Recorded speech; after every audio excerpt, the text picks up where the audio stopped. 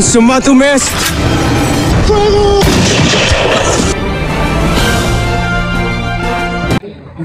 Good morning. I'm Christian Asher Aranyego, the reporter of Rizal Life and Work Importance.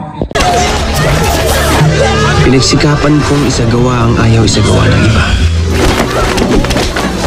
Why we need to study the life and works of Rizal.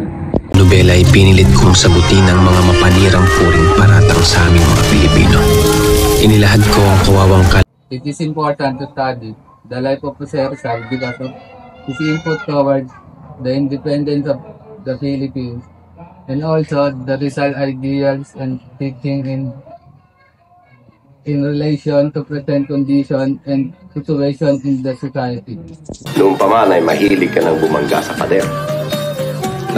What is the purpose of teaching the life and work of Rizal in a higher education institution as provided by the law?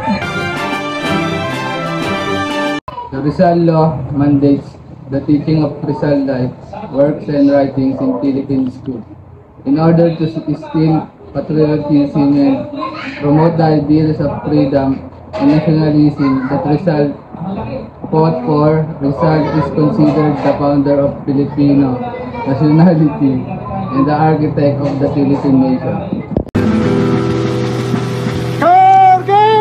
What lesson did you learn in studying the life and works of Rizal? Sumato Mest!